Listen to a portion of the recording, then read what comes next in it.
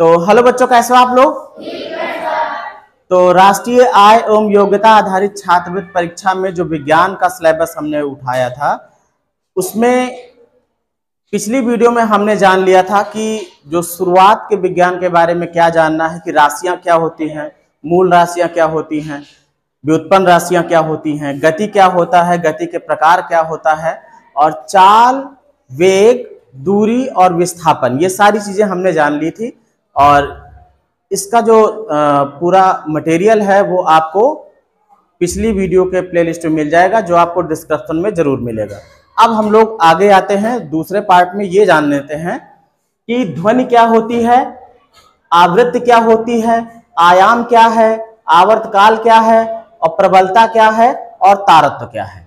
बहुत ही बेहतरीन चीज है। सबसे पहले हम उठाते हैं ध्वनि को। ध्वनि का मतलब आवाज। क्या चीज? आवाज।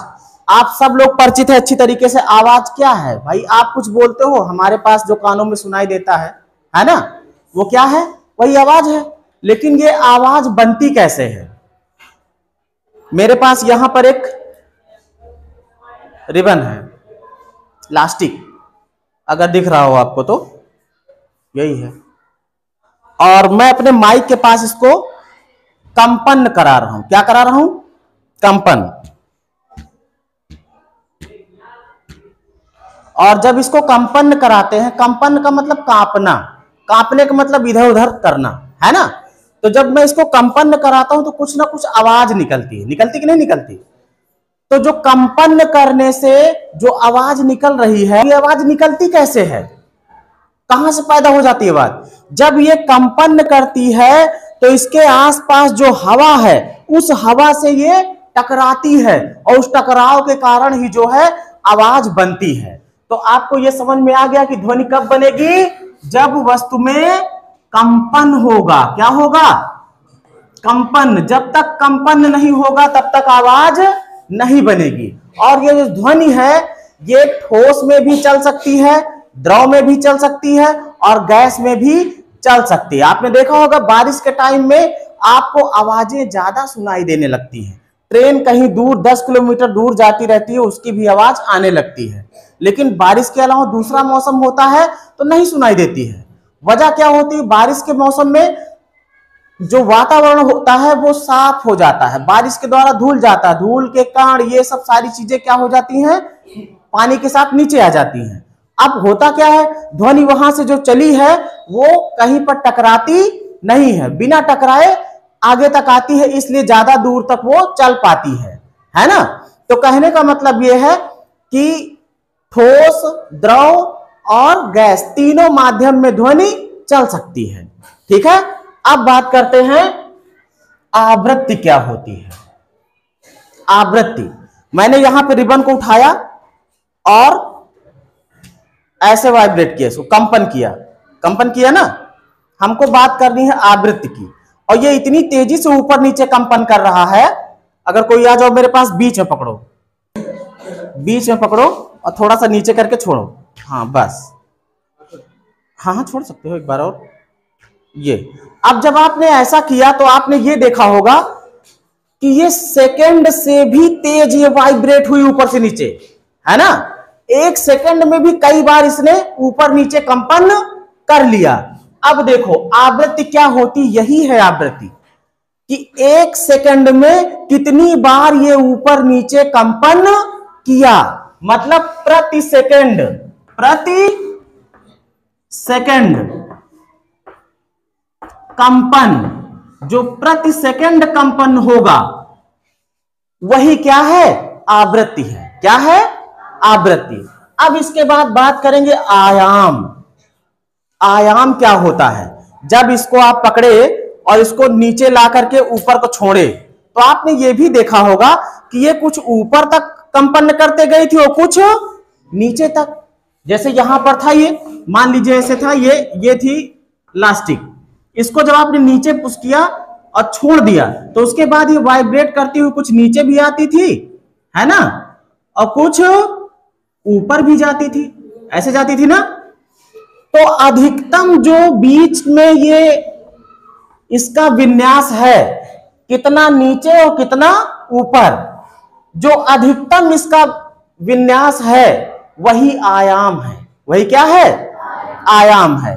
अगर कोई लटकी हुई चीज हम देख लेते, मान लीजिए यहां पर हमने किसी बॉल को लटका दिया है और इसको अगर ला के यहां से छोड़ दिया, तो ये मान लीजिए यहां तक आ रही है इस तरफ और यहां तक जा रही है इस तरफ, ये भी तो कंपन ही कर रही है, दोलन कर रही है। कंपन दोलन एक ही बात है। तो इसने कितना अधिकतम विस्थापन ले लिया है? जितना लिया है वही उसका क्या है? आयाम है। क्या है? बात समझ में आ गई? आयाम क्या है?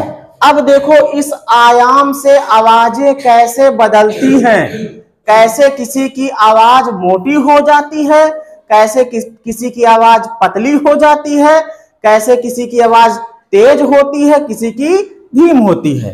यहां पर आगे समझेंगे। लाउडनेस, लाउडनेस का मतलब क्या हो गया? तीव्रता। यह ध्वनि का एक गुण है। ध्वनि का एक क्या है? गुण है। सबकी आवाज की लाउडनेस, तीव्रता अलग अलग होती है। किसी की आवाज ज्यादा तेज होती है, किसी की आवाज कम तेज होती है। अब सीधी सी बात है, जिसमें जितना ज्यादा वाइब्रेशन होगा, कंपन होगा और आयाम भी बड़ा होगा, उसकी आवाज क्या होगी? तेज होगी, मोटी होगी। जिसकी आवाज पतली है, इसका मतलब कि उसमें आयाम छोटा है लेकिन आवृत्ति ज्यादा है। यहां पर समझिए, लाउडनेस समझ गए? ध्वनि का यह गुण है जिससे यह पता लगता है कि आवाज क्या होगी, तेज होगी कि धीमी होगी। आवाज तेज होगी या फिर धीमी, उसे क्या कहेंगे? लाउडनेस कहेंगे। लेकिन जो ये पिच है, ये पिच थोड़ा सा अलग है। पिच का मतलब क्या हो गया? पिच का मतलब ये हो गया कि जैसे ये रिबन थी, आपने देखा होगा हारमोनियम में कहीं पर मोटा सुर निकलता है, कहीं पर पतला निकलता है। गिटार में देखा होगा कहीं पर हाथ मारते हैं तो वहां से मोटी आवाज निकलती, कहीं से पतली आवाज निकलती। लड़कों की आवाज मोटी होती है, लड़कियों की पतली होती है। ये मोटी पतली आवाज बनती कैसे है? इस रिबन से ही तुम समझ सकते हो। अगर मैं इसको थोड़ा ढीला रखूं तो ये ज्यादा ऊपर नीचे करेगी। भाई ढीला रखूंगा तो ज्यादा ऊपर नीचे करेगी ना, थोड़ा लूज रहेगी। अगर टाइट कर दो इसे थोड़ा कम ऊपर नीचे करेगी, है ना। लेकिन जब मैं इसको ढीला रखूंगा उस समय की आवाज सुनो, अभी ढीला है, मोटी आवाज है, कंपन ज्यादा आयाम का हो रहा। खींच लेता हूं,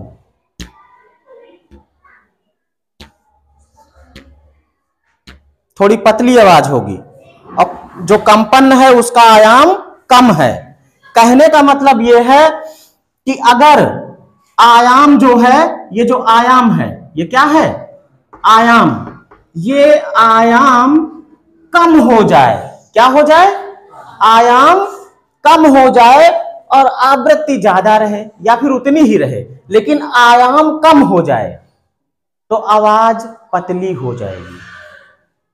और अगर आयाम ज्यादा है तो आवाज मोटी होगी। आवाज क्या होगी? मोटी होगी। तो पिच जो है वो निर्भर कर रही किस पर? आयाम पर। किस पर निर्भर कर रही? आयाम पर। आयाम अगर कम है, क्या है? कम है, तो आवाज क्या होगी? पतली होगी। और आयाम अधिक है तो आवाज मोटी होगी। क्लियर है पॉइंट? गले में भी इसी तरीके से कंपन होता है। वोकल कार्ड है, समझ लो, उसमें जब कंपन होता है तभी आवाज निकलती है। और जो कंपन हो रहा है अगर उसका आयाम ज्यादा है तो आवाज मोटी होगी, अगर उसका आयाम कम है तो आवाज पतली होगी।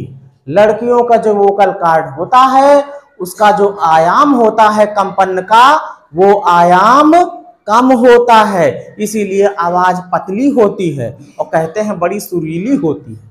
ठीक है, कोयल की तरह। लेकिन जो लड़कों की आवाज होती है उसका आयाम ज्यादा होता है, तो आवाज जो है मोटी होती है, कहते हैं फटहा बांस जैसे चिल्ला रहा है। तो मिलते हैं इसी तरीके की अगली वीडियो में, अभी इतना ही।